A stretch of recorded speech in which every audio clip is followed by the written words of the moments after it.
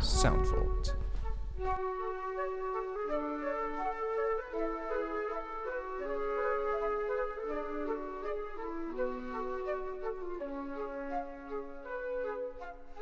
Hello, my lovely children everywhere. May I wish you and your families a very happy new year, full of success, love and happiness. Let us hope that the troubles of the world will find some harmony and peace. So, today it is my pleasure to bring you another story from Tale Waves, set in the far distant land of the beautiful Canadian Rocky Mountains and its breathtaking scenery. A tale of bravery, fear, hope, and finally of a friendship for life. I would like to welcome Sky McDonald, the daughter of Davy McDonald, the main character in our story. Hi, Hetty. Thank you for having me. Father told me of this adventure, and so it is with happiness that I share it with you today. This is the tale of Hank the Plank.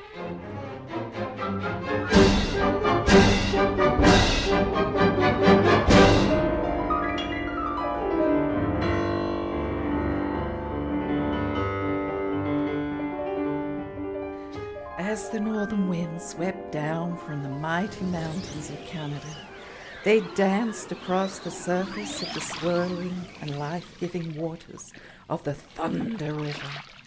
The coldness threw its forces high as it hit the thousands of protruding rocks in its path. The larger splashes of water jumped, spraying gaily outwards, catching the light rays of the awakening sun.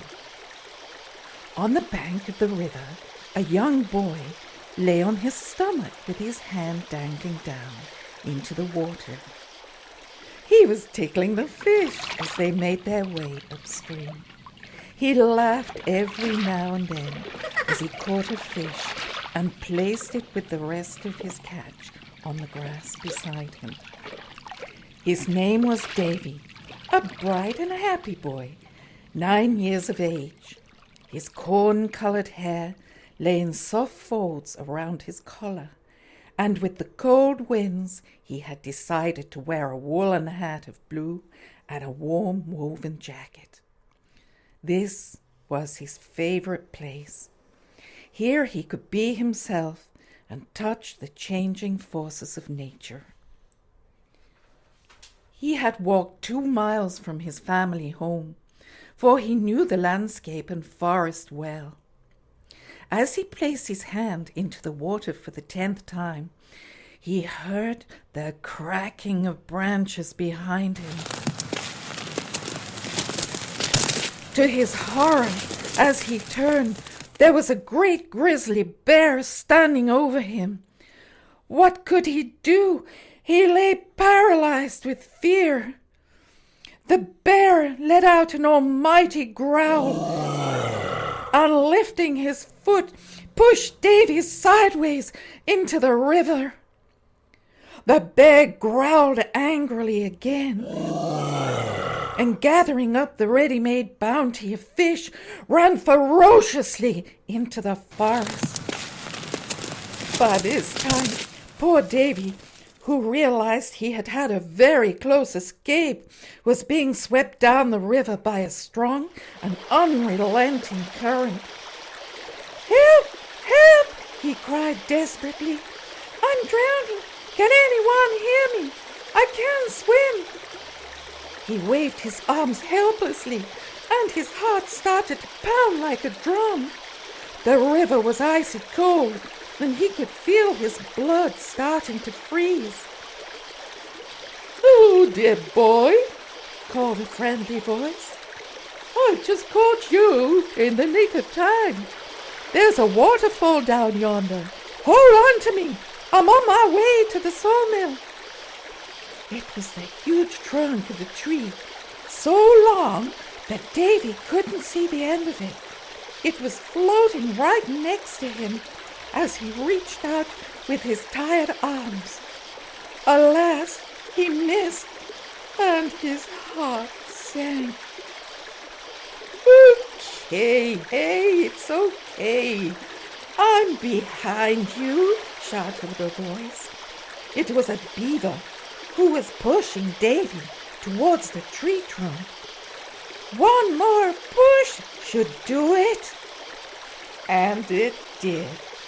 Davy grabbed the trunk. He found a hole in it made by a woodpecker on one side and a small branch which jutted out. They were his lifelines. I must be on my way, called the beaver. Lots of beavering to do. My name's Buzz, by the way. Glad to have been of service to you. And off he sped, with his tail propelling at great speed. Thank you, Buzz. I hope we meet again soon. Davy gasped. Davy and Hank were carried onwards in a resigned state of shock, and in those almost last moments of reality and want of safety, the strengthening winds blew northwards to have tea with the Eskimos.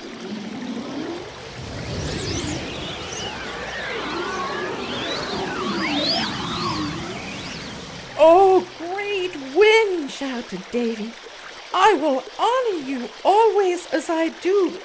The sky, the river, and the whole of this glorious, beautiful creation I see before me. Davy sat down upon a tree trunk and fell into an exhausted sleep. He dreamt of his family, his mother, his father, and his sister and brother. How worried they would be. Suddenly, he was woken by the larch of the tree heaving sideways. And it rolled over towards the river bank, throwing Davy upon the ground, who turned to the courageous tree to thank him. Alas, the fast flow of the river was unrelenting and was carrying the trunk away. Oh, dear tree, don't leave me. You saved my life. What is your name? Davy ran along the river bank, tripping and crying desperately. Come back! Oh, please come back! I'm so sorry, my dear boy. My name is Hank. You're the only one who knows that. I'm Hank, and when I reach the sawmill, I may become a plank, a flat, uninteresting plank. Be good. I can't slow down or stop. The current is too strong. My name is Davy. I'll never forget you. Farewell, Davy, my boy. Farewell, farewell, farewell. It is my destiny. Farewell.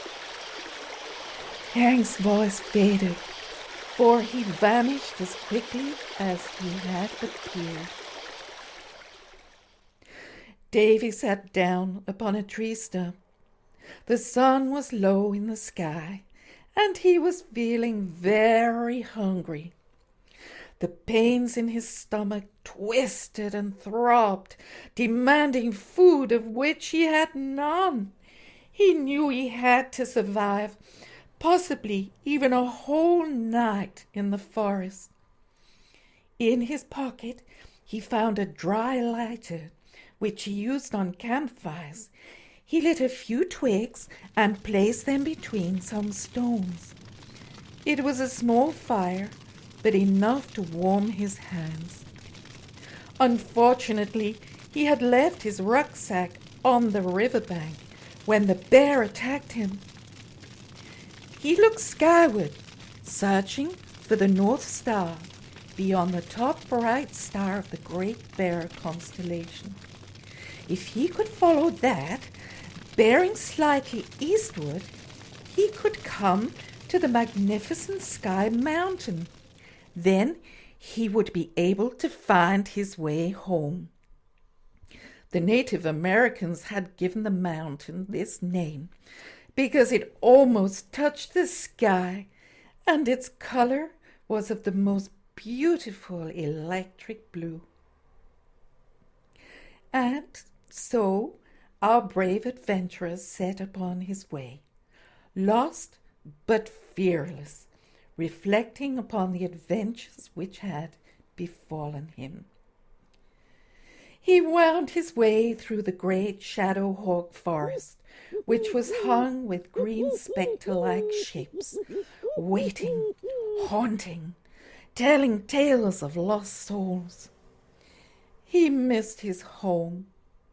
How he longed for a bowl of his mother's delicious stew and the comfort of her embrace. On he went, the pain of hunger becoming stronger. He imagined many things in his semi-unconscious mind, and blurred visions of the night danced in his path. A wolf howled, echoing through the freezing night air, and the fear came upon Davy so strongly that he stumbled into nothingness. Wake up, little man. You must wake up if you want to survive. Davy opened his eyes slowly as a great, very wet tongue slid across his cheek, followed by a warm, rather odorous breath filling up his nostrils. Ugh, said Davy. Gratitude for you, cried Melvin.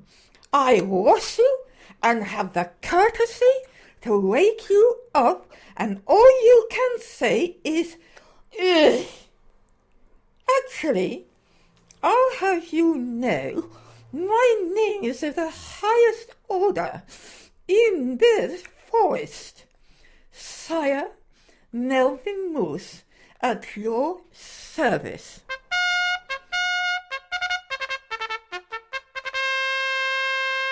It was indeed a moose, a fine moose, tall and dignified, with the greatest set of antlers that Davy had ever seen. I covered you with ferns, branches, pine branches, and lichen. In short, I saved your life. No, you don't need to thank me, because I do think that as the sun is rising, you should climb up on my back, and we'll head towards Sky Mountain. There's a sawmill at the turn of the river there. Well, I will thank you, Sir Melvin. Saving a life is an amazing thing, said Davy. Yes. Hold on to my antlers, and I'll swing you onto my back, cried Melvin in a rather bossy fashion. The sun threw forth her warmth upon David's face and body, and the yellow of her rays painted the trees in strands of golden clothing. The smell of the morning dew was fresh and full of new hope for the day. Davy trusted his newfound companion as they ambled along the winding path in the direction of Sky Mountain. He could see the familiar M-shaped silhouette of it in the distance, and it filled his soul with reassurance and peace. Although he was still terribly hungry, what he would have given for a triple cheeseburger. I think now, little man, that we must put some miles behind us, for the sound of your rumbling stomach is giving me earache. But this time we rise above the trees, shouted Melvin, whose antlers fell to the side and started to spin like plane propellers. Hold tight, little man. rolled we at Sky Mountain in no time at all. Davy couldn't believe what was happening to him. He pulled down his hat, pulled up his coat collar, and placed his arms firmly around Sire Melvin's neck. As they lifted off the ground, it was as if the whole of the forest had let forth its entire bird population. Davy and Melvin were soon flying across the top of the trees, with dozens of flocks of birds escorting them on either side. It was an amazing sight to behold. Down below, through the trees, Davy could see bears dancing in circles and red squirrels jumping and leaping crazily across the tree branches. "Wow, Sire Melvin, this is unbelievable. It can't be happening," cried Davy. "Well, it is. I can see the sawmill at the foot of the mountain," shouted Sire Melvin. Suddenly, a magnificent eagle appeared. "Hey, you two! Follow me. I see everything, for I can see for miles." "Oh, no, not you again, Ethelbert Eagle. Mind your own business. I'm in charge," moaned Melvin as he flew on. "Oh, get off your high moose. I mean horse. Just follow me," cried the eagle. Davy started to laugh so loudly that the bird flocks flew away, and at last the welcome sight of the sawmill came into view. "Goodbye, you old moaning moose. Make sure you land safely," cried the eagle. And with this, he flew high into the sky, laughing hysterically until he vanished from sight. Moose nodded his head twice, and with this his antlers pulled upwards. They floated silently downwards to the ground. Davy jumped off Moose's back, and to his utter joy, he heard his mother's voice. She was distressed, and next to her stood Davy's father trying to comfort her. The mill was noisy, but Davy called to them joyfully, tears streaming down his face. "Mother, Father, I'm safe. I've had the most amazing adventure. What are you doing here?" asked Davy, hugging his mother. "We've been searching for you all through the night. Thank God you're alive," cried his father. "Oh, Father, this kind Sire Melvin Moose brought me here." Davy turned to thank Sire Melvin, but he had vanished into the forest silently. The three of them walked towards the mill, and in the distance, upon a pile of tree trunks, he heard a familiar voice calling to him. "Davy, dear boy, help me! They're going to cut me up into firewood, as I'm no good for anything with the woodpecker holes in my trunk." It was Hank, not yet a plank. "Hank, how fantastic! You're here. I thought I'd never see you again." Davy ran to him and hugged him so tight that he nearly split his bark. Do you want him, mate? He's no good to us," asked the mill foreman.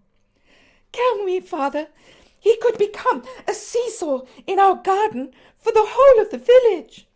"Oh, of course, my boy, and on the way home you must tell us both about your adventure." Hank was loaded onto a huge lorry, which followed Davy and his family in their truck. "See, Hank!"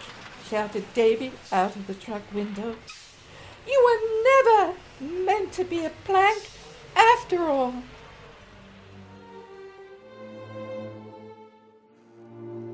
The smell of the pines and the magnificent majesty of the mighty Canadian Rockies comforted their journey as each mile homeward grew more beautiful. This was their land, which bound their hearts, emotions, and love for each other together for eternity.